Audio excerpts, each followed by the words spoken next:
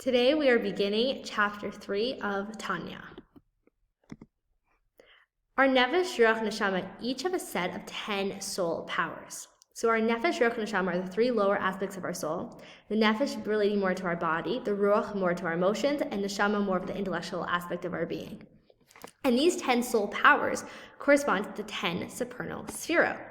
So the Sphirot are the same makeup as our own 10 soul powers, but they're on a much more exalted, infinite level.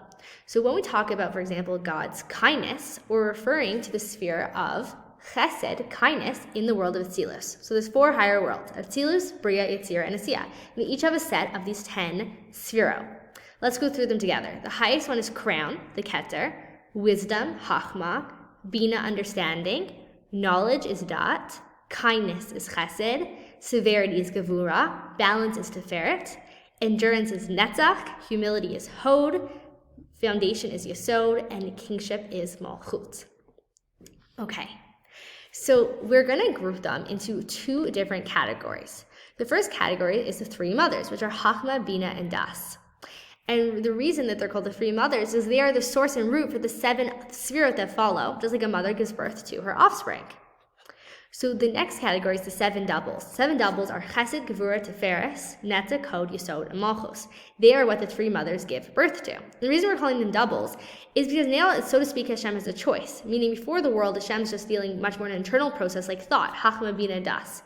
But emotions are more so an expression outward. So now is Hashem going to deal with us with kindness or with severity? Is Hashem going to use Netzach or Hod? Right? Now we're dealing, those are spheres that are more external. And so we're referring to them as the doubles, versus the internal is the Chachma, Bina, Das, the 3 mothers.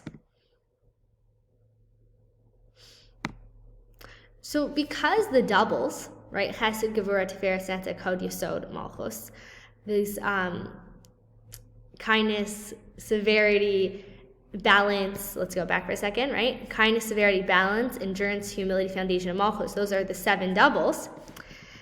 They actually, because they're so connected to creation and the way Hashem deals with the world externally, right? Thoughts, the internal process, versus creation is more an external process of Hashem creating something, which of course we know everything exists within God, but still creation is more of an external process than thought is just one to oneself. So therefore, the 7 lower Sphirot, they correspond to the different days of the week, which is a really fun idea to live with, meaning every day of the week you can be like, ooh, what Sphira is it today?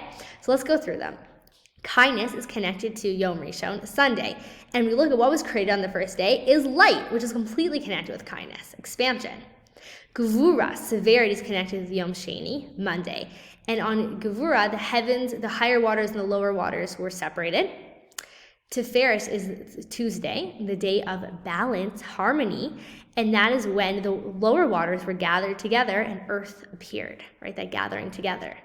Netzach, endurance, is Wednesday, and Netzach is when the moon and the sun were created, which just run 24/7, which is the idea of Netzach, Netzachon, which is eternity or victory.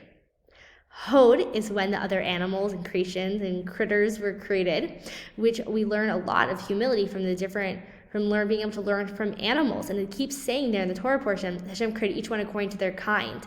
And that's the idea of humility, of really being able to bow down and bend to each thing's needs. And like the way Hashem had an ultimate humility beyond everything, still cater made everything to its exactitude in every single thing's needs.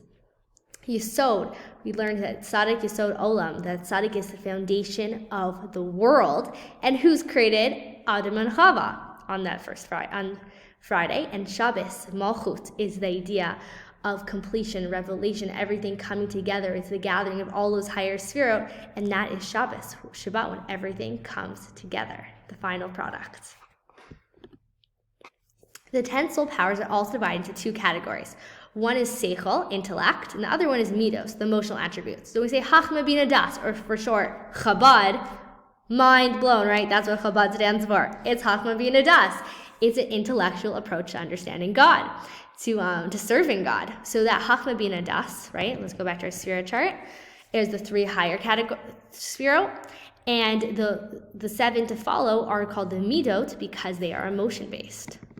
And of course, Chabad is not just about intellectually God, but it's Chabad Lubavitch.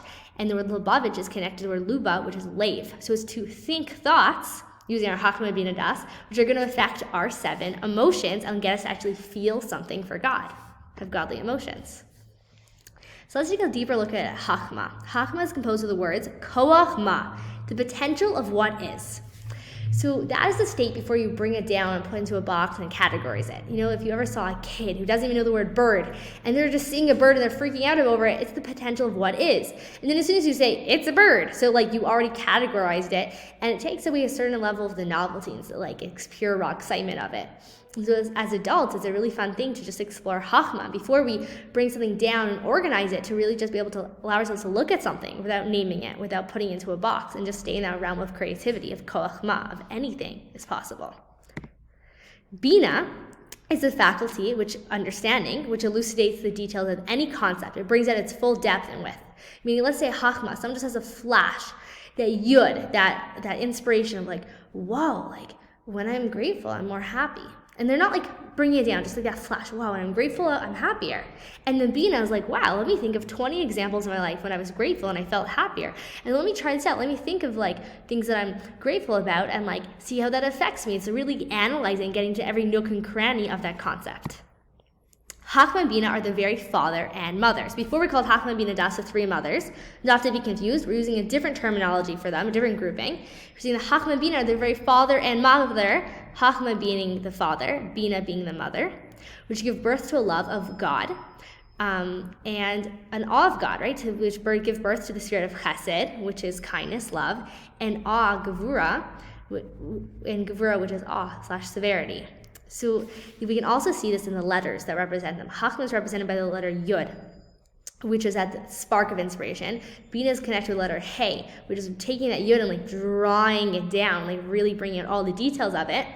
And Chachma is male. That male quality is, actually we were saying that like drop of male DNA, that is just like that flash. It's just like potential, but what actually brings the child into life is that Bina, as the mother, is taking those 9 months to gestate and to bring out all the potential that was in that original DNA, but to be that hay and to like really form all the potential into something real, which leads to love and awe, which are the children of Chachma and Bina. Thank you for taking the time to learn the Daily Tanya together.